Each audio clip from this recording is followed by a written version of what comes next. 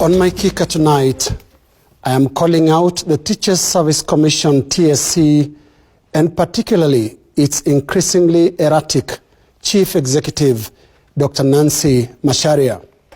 Without even looking at the facts around the wrangles between TSC and the Kenya National Union of Teachers, NAT, the arrogance of TSC and its Chief Executive must urgently be found pungent, unacceptable, and inconsistent with the conduct of affairs of a public office. For much of this year, Kenyans, and unfortunately the innocent teaching fraternity, have been treated to a protracted contest between Dr. Nancy Macharia's TSC and Wilson Sosion's Union of Teachers, NAT. But it is Dr. Nancy Macharia that I call out tonight, not just for playing dirty and committing obvious fouls, but for her clear intention to destroy the Kenya National Union of Teachers, NAT. Now, fights between TSC and NAT are normal. They are nothing new.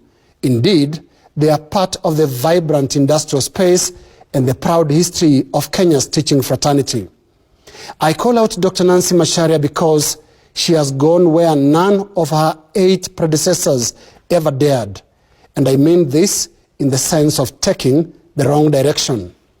Last week, Dr. Nancy Macharia announced the intention to end the recognition agreement between TSC and NAT, and that is the relationship between the teacher's employer and the teachers' union. Of course, this is ridiculous, but Dr. Nancy Macharia means it. Not long ago, Dr. Nancy Macharia's TSC discontinued teachers' monthly deductions to NAT in what was clearly aimed at financially crippling NAT. She then proceeded to target the NAT Secretary General Wilson Sosion in a campaign that started with a choreographed boardroom takeover at NAT headquarters and ended with that recent deregistration of Sosion as a teacher.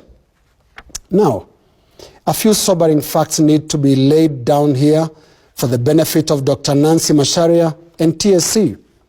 First, destroying the teachers' union NAT is nothing to be proud of. And in the unlikely event that it happened, that would be a truly evil legacy. Secondly, the Teachers Service Commission cannot and should not choose unions for teachers or unions to work with. The Constitution expressly provides that every employee has a right to belong to a union of their choice. If teachers have chosen NAT as their union, then TSC and Dr. Nancy Macharia must live with it like everyone else has in that office since 1967. That therefore means that the dictatorial, arrogant, and callous attitude towards NAT is misplaced and ultimately unrewarding.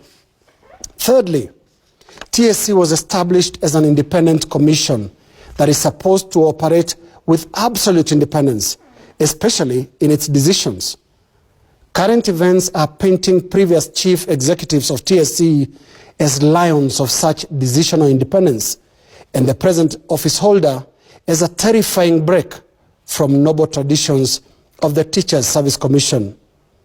The current leadership of TSC has displayed not the institutional independence expected of them, but the pride and arrogance normally associated with political appointees and other well-connected busybodies. Yet Article 237 of the Constitution provides for the functions of TSC, and I'm persuaded the law is not the problem. The leadership of TSC is. Dr. Nancy Macharia and her team at TSC must understand that as an employer, you must put up with the labor movement, even if you find it irritating, unreasonable, or even irrelevant in your personal opinion. Dr. Nancy Macharia and TSC must also come to terms with the irony of history. TSC is essentially a product of the Kenya National Union of Teachers, NAT. It is NAT that pushed the government to centralize teacher management and harmonize terms of service for teachers. TSC was formed because NAT called for a strike to push for its creation. The irony is, TSC today very actively seeks the destruction of the very entity that was instrumental in its creation. Now, that is even immoral. With this state of affairs, Kenyans should be concerned for the welfare of thousands of teachers who obviously expect better of their employer and their trade union. Dr. Nancy Macharia must now slow down on the apparent NAT destruction agenda by correctly and soberly interpreting the mandate of TSC, just like her predecessors did, some who led TSC through even tougher times. TSC is neither a political body nor part of the executive arm of government. It is an independent commission.